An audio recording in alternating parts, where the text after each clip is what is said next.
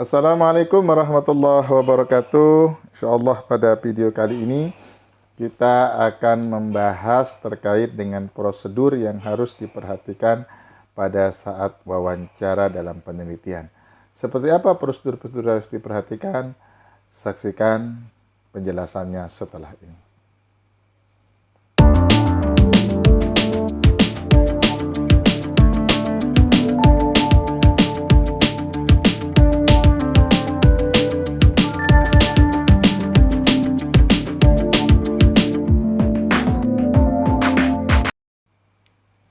Ada beberapa prosedur yang harus diperhatikan pada saat peneliti akan melakukan wawancara dalam penelitian.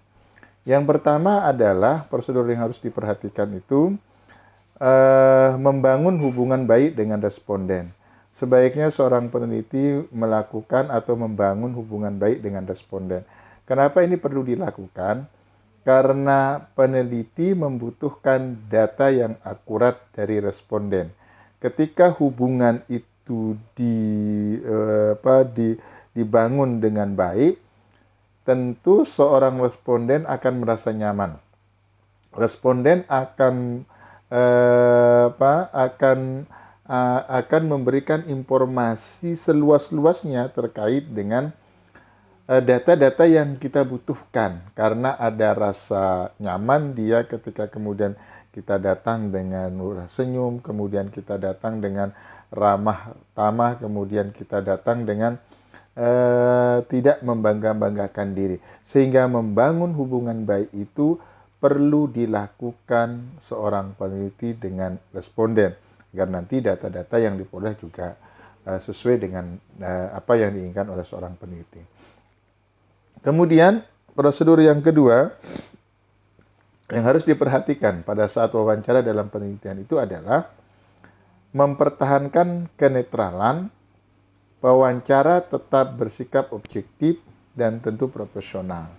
Jadi posisi kita sebagai peneliti atau pewawancara, posisinya adalah posisi netral, tidak memihak ke kiri, tidak memihak ke kanan, tidak perlu ke satu kelompok, tidak perlu ke kelompok yang lain.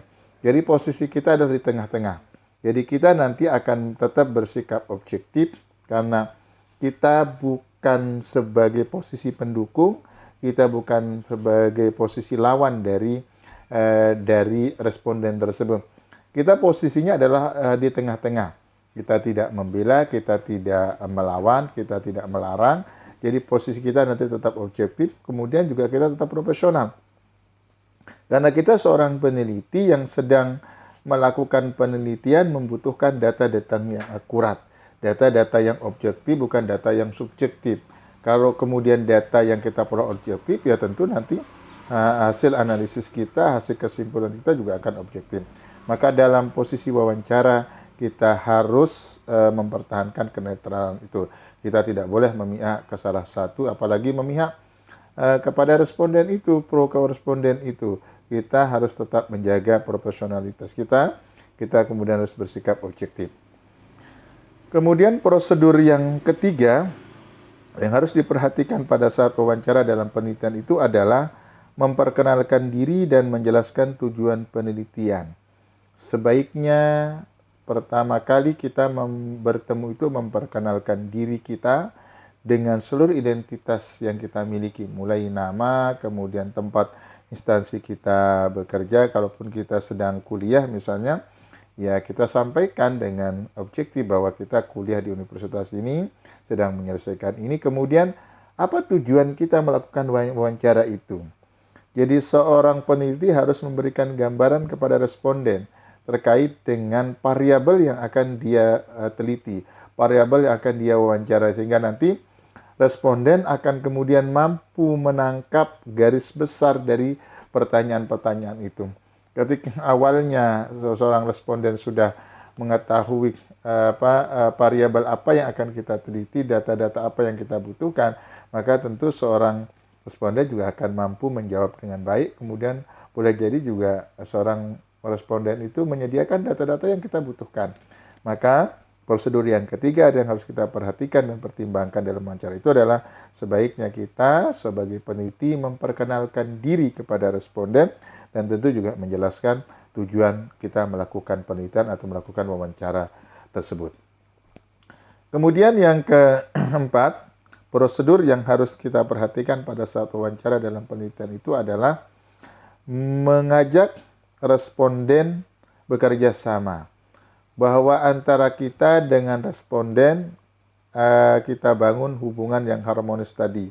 Maka kita minta kepada responden tentu dengan bahasa-bahasa yang santun untuk kemudian bisa bekerja sama. Kita membutuhkan data-data dari responden. Dan perlu di-stressing kepada responden bahwa jawaban responden itu tidak akan mempengaruhi karir. Tidak akan mempengaruhi jabatannya, tidak akan mempengaruhi kinerjanya. Bahwa data yang kita butuhkan itu adalah pure atau murni untuk keperluan penelitian, untuk keperluan ilmiah. Bukan untuk mengorek kesalahan, bukan untuk mencari pembenaran, atau bukan untuk menjatuhkan pihak satu dengan pihak yang lain. Sehingga nanti ketika kita jelaskan kepada responden, maka tentu responden juga akan kemudian akan bisa menerima kedatangan kita dengan baik. Maka mengajak responden bekerja sama itu penting di dalam proses wawancara agar hasil wawancara itu juga sesuai dengan apa yang kita harapkan. Wawancara itu dilakukan juga dengan objektif. Kemudian prosedur yang selanjutnya yang harus kita perhatikan pada saat wawancara dalam penelitian itu adalah merangsang pikiran responden sehingga memperoleh informasi lebih banyak. Seorang peneliti harus mampu membangkitkan pikiran dari responden itu.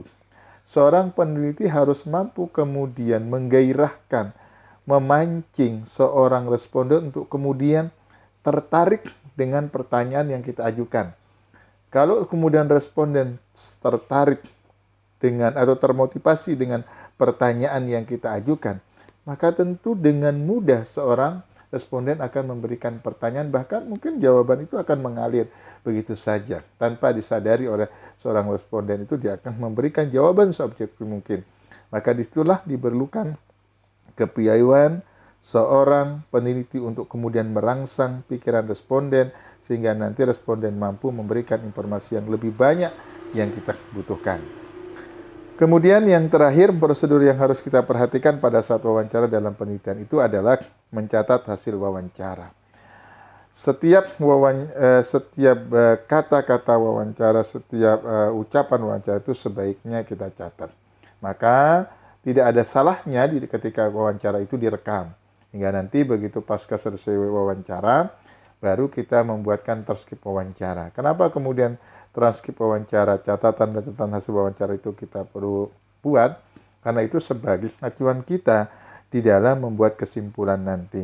Karena tentu hasil wawancara yang ditulis, yang dibukukan, itu akan lebih valid bila dibandingkan dengan hanya berupa rekaman-rekaman.